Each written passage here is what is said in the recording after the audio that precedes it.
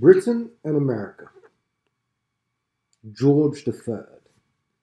George II's grandson, George III, from 1760 to 1820, came to the throne in 1760. His reign lasted 60 years and is one of the longest in English history. To reduce the public debt due to the 7 Years' War, the king introduced new duties on corn, papers, and tea, which caused fierce opposition in the American colonies. The English Parliament responded to the protest by repealing some of them, but the tax on import tea remained. By the 1770s, many colonists had become resentful of the British rule, which imposed a strict control on trade. They began to think that they should only pay tax approved by the local governing assemblies. The Declaration of Independence. At the Boston Tea Party in 1773, some rebels, dressed as Native Americans, threw the British tea coming from another part of the British Empire, India, into the harbour. The rebels maintained that the tax were unjust as the colonies had no political power. They said no taxation without representation. In England, the philosopher Ed Berkey from 1729 to 1797 recognized the justice of their cause, and Thomas Paine, Common Sense, in 1776, situated the desire for a republic. The Americans, divided in patriots, who wanted independence, and loyalists who wanted to remain part of Britain.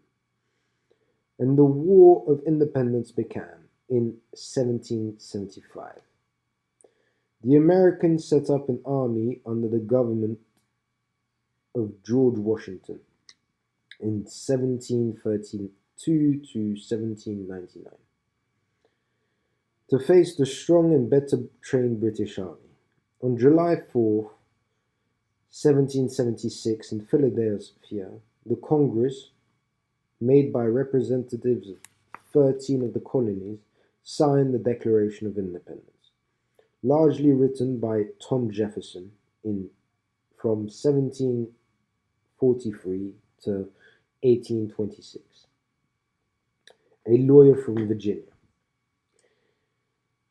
It was more than a statement that the colonies were a new nation, since it claimed that all the men had the natural right to life, liberty, and the pursuit of happiness. It also stated that governments can only claim the right to rule if they have approval of those they govern, that is, the consent to the government.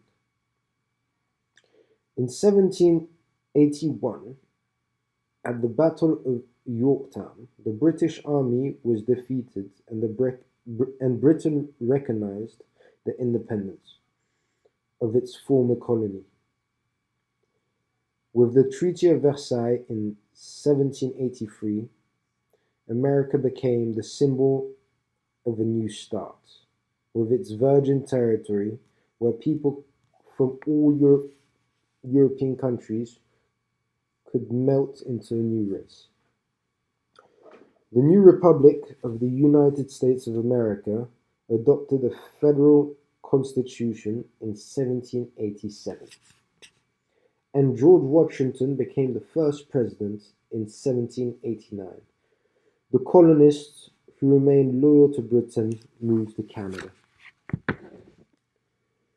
Will Pitt and Younger. After the loss of America, George III had a difficult time with his ministers until, in 1783, he asked William Pitt the Younger to become Prime Minister. Pitt won a majority at the election following year. He was in office for 18 years, during which he tried to simplify the financial system and reduce the national debt, promoted profitable trade and finance, and supported Adam Smith's theory of laissez-faire illustrated in The Wealth of the Nation in 1776. Smith's philosophy of economical liberalism encouraged free trade and economic self-interest, and stressed the division of labor. The new United Kingdom. In Ireland, in 1791, a group of Catholics and Protestants founded the Society of United Irishmen, who claimed at forming their own republic. In 1798, they organized an uprising that was crushed by the British troops. To prevent another rebellion, Pitt allowed Irish representatives to sit in Westminster. In 1801, the Act of the Union joined Ireland and Britain to form the new United Kingdom. The Irish flag was added to create the Union Jack that is still used today.